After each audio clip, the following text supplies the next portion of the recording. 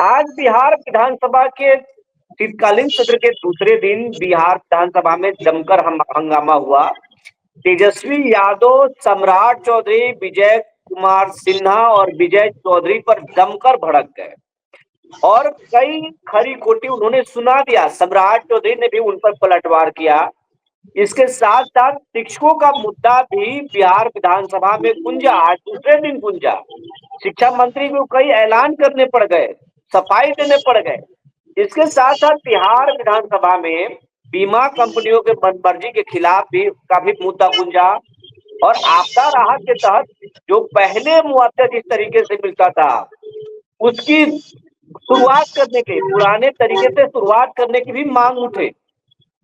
इन तमाम मुद्दों के ऊपर आज हम विश्लेषण करेंगे और जानेंगे कि बिहार विधानसभा में आज कौन कौन से मुद्दे गुंजे, सरकार ने उस पर क्या कुछ बोला। जी नमस्कार, मैं हूं विपुल कुमार और आप देख रहे हैं सूर्य विहार डिजिटल न्यूज। इन तमाम मुद्दों को समझने के लिए हम सीधे चलते हैं सीनियर जर्नलिस्ट कुंदन कर्ण जी के पास और कुंदन कर्ण जी बताएंगे। कुंदन जी,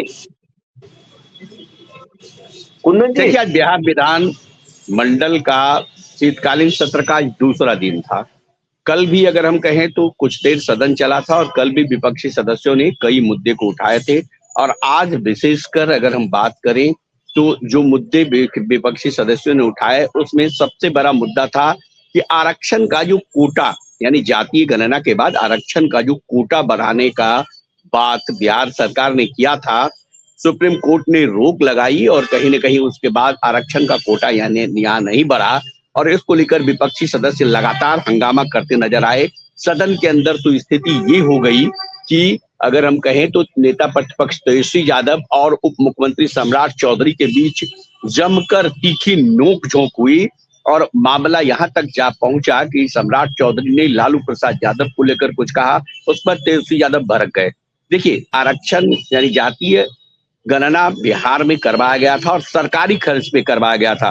विपक्ष का कहना था कि 500 करोड़ रुपया का खर्च इसमें लगा और तब जाकर की जातीय गणना हुआ। उसके बाद कौन जाति के लोग कितने बिहार में रहते हैं उसका जब काउंटिंग हो गया, गणना हो गया, तो उसके बाद सरकार ने आरक्षण का दायरा बढ़ाने का घोषणा किया था। सदन वही था, देखिए बिल्कुल सदन वही था। उसी सदन से जातीय गणना का प्रस्ताव पास होता है और नीतीश कुमार अपने खर्चे पर, क्योंकि केंद्र सरकार उस समय में अगर हम कहें तो ठुकरा दिया था और कहा था कि देखिए इतनी जातियां हैं पूरे देश में कि उसकी गणना अलग अलग करना ठीक नहीं है। तो नीतीश कुमार उस समय में राष्ट्रीय जनता दल के साथ थे और उन्होंने बीड़ा उठाया और कहा कि देखिए हम जातीय गणना करके दिखाएंगे। आनंद फानन में जातीय गणना हुई, क्योंकि जातीय गणना को लेकर कई तरह से सवाल भी उठाए। कई जाति के जो लोग हैं उनका भी कहना था कि हमारा प्रतिशत कम किया गया। उसके बाद जिस तरह से कई जातियों को जाति में बांट करके गणना की गई उस पर भी सवाल उठे। बावजूद इसके नीतीश कुमार ने जातीय गणना करवाया और तुरंत अगर हम कहें तो सदन में ये भी स्पष्ट कर दिया कि हम लोग आरक्षण का कोटा बढ़ाएंगे, 65% आरक्षण। आपको बता दें कि देखिए पूरे देश में एक रूल है कि 50% से ज्यादा आरक्षण आप नहीं दे सकते हैं। ऐसे इन्होंने 65% तक का बात कहा था। राजद के लोग यही आरोप लगा रहे हैं कि देखिए जब हमारे साथ थे, जातीय गणना हुआ, आरक्षण का कोटा बढ़ाया गया, लेकिन कोर्ट ने रोका है, नीतीश कुमार कुछ नहीं कर सकते हैं। जबकि सदन के अंदर इस बात को लेकर जब नोक-झोंक हुई, सम्राट चौधरी सीधे लालू प्रसाद यादव का नाम लिए और तेजस्वी यादव भड़क गए और उन्होंने अगर हम कहें तो लगातार जो विपक्ष सत्ता पक्ष के लोग हैं उन पर कई तरह के आरोप भी लगाए। सम्राट चौधरी तो ये कहे कि आपको आरक्षण से कोई लेना देना नहीं है। आपके पिताजी का 15 साल शासन रहा है बिहार में, आपने कोई आरक्षण नहीं दिया, आज आरक्षण की ढोंग कर रहे हैं। इस पर क्या बोले तेजस्वी, ये तो दर्शकों को बताएं। आप विधानसभा में कवर कर रहे थे, आप सदन के अंदर थे। देखिए निश्चित तौर पर जिस तरह से नोक-झोंक हुई, पहले भी सम्राट चौधरी इस तरह का बयान देते थे, लेकिन सदन के अंदर सामने सामने थे और यही कारण रहा है कि जब लालू प्रसाद यादव का नाम लिया तो तेजस्वी यादव के साथ साथ तेज प्रताप यादव भी भर के थे सदन के अंदर और जो स्थिति बनी थी उसमें जितने भी विपक्षी सदस्य हैं तेजस्वी यादव के साथ दिखे और एक तरह से लालू यादव के नाम लेने पर अगर हम कहें तो सदन के अंदर आपत्ति जताई नेता प्रतिपक्ष तेजस्वी यादव ने और कहा कि वो सदन के मेंबर नहीं है, उनको लेकर आप लोग हम पर क्यों तंज कस रहे हैं।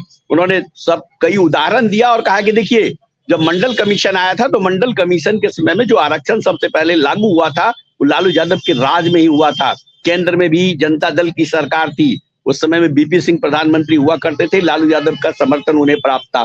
कई उदाहरण भी दिए और साफ साफ उन्होंने कहा कि देखिए जो बात अब सदन के अंदर कह रहे हैं वो कहीं से भी ठीक नहीं है और सदन के अंदर लालू प्रसाद यादव का नाम आप नहीं ले सकते हैं। इस तरह की स्थिति सदन के अंदर बन गई थी। विपुल जी, अब एक चीज जानना चाहेंगे कि शिक्षा विभाग का जो है मुद्दा आज छाया रहा, दूसरे दिन भी छाया रहा और एक गंभीर मुद्दा जो है एक विधायक के द्वारा उठाया गया कि शिक्षा विभाग में घोटाले हुए हैं, गड़बड़ी हुई है, अच्छे बिल्डिंगों को तोड़ करके नए बिल्डिंग बनाए गए हैं, उसमें भी बड़े पैमाने पर घपला हुई है।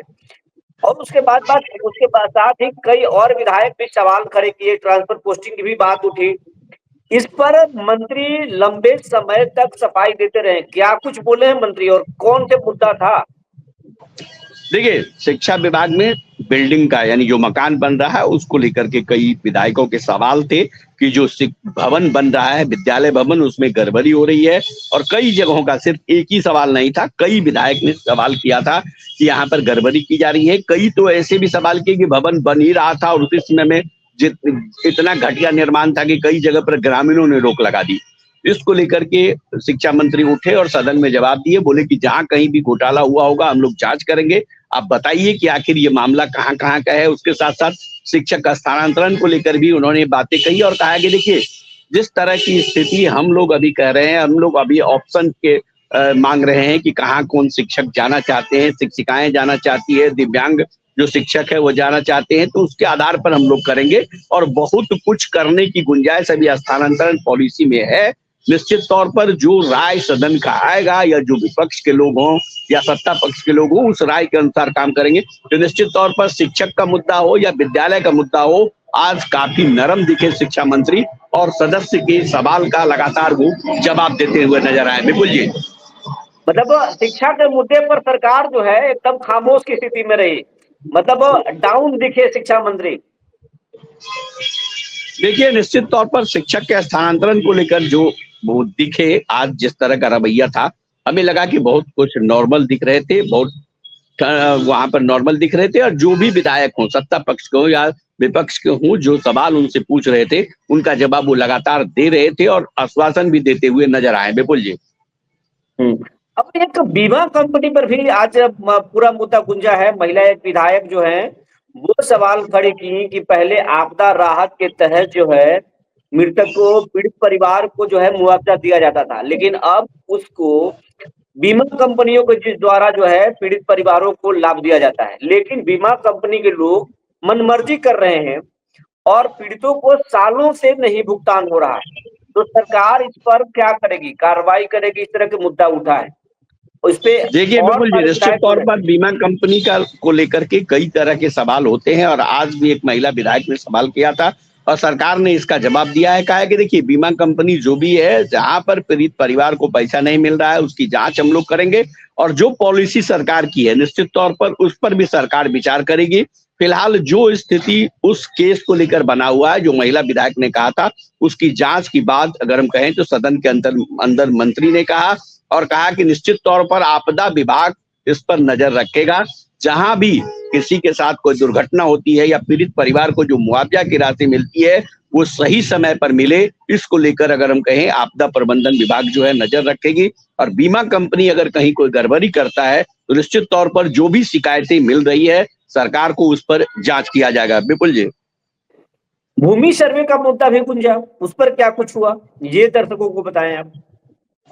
देखिए आज सबसे बड़ा मुद्दा अगर हम बात करें तो बेतिया राज के 15,000 एकड़ जमीन को आज सरकार अपने अंडर में ले लिया। आपको बता दें कि 15,000 एकड़ भूमि सुधार मंत्री जो है राजस्व मंत्री जो है दिलीप जायसवाल ने सदन में ये घोषणा किया कि सरकार एक विधेयक लाई है जिसके अंतर्गत बेतिया राज के जितने भी जमीन है, क्योंकि उनके कोई वारिस नहीं है जो बेतिया राज है, तो 15,000 एकड़ जमीन है बिहार में विभिन्न जिलों में है, बेतिया गोपालगंज में है, कुछ जमीन उत्तर प्रदेश में भी है, तो उनको हम अपने अंडर लेंगे, इसकी घोषणा हुई है। साथ ही फिर से मंत्री ने दोहराया है कि भूमि सर्वेक्षण का जो काम है वो निरंतरता स्थिति में चलती रहेगी और जहां भी कोई समस्या हो वो बार बार कह रहे हैं कि हमारा टेलीफोन नंबर है, विभाग का नंबर है, आप कहिए, निश्चित तौर पर उसको सॉल्व किया जाएगा। तो भूमि सर्वेक्षण को लेकर जब भी विपक्ष कोई सवाल उठाता है, मंत्री सीधे कहते हैं कि भूमि सर्वेक्षण अभी चलते ही रहेगा, कहीं अगर कोई समस्या हो तो आप हमसे कहें। अब सच्चाई क्या है वो आम जनता जानती है।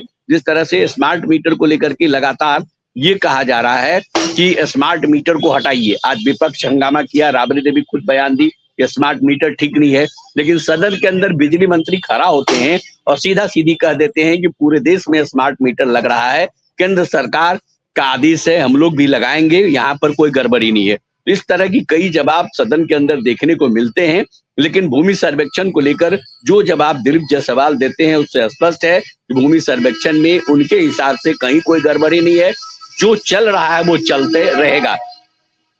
ये तमाम जानकारी देने के लिए कुंदन जी आपको बहुत बहुत धन्यवाद। दर्शकों को हम लगातार अपडेट करते रहेंगे कि बिहार विधानसभा में किन मुद्दों पर हंगामा हो रहा है, सरकार क्या सोच रही है, आगे क्या करने वाली है।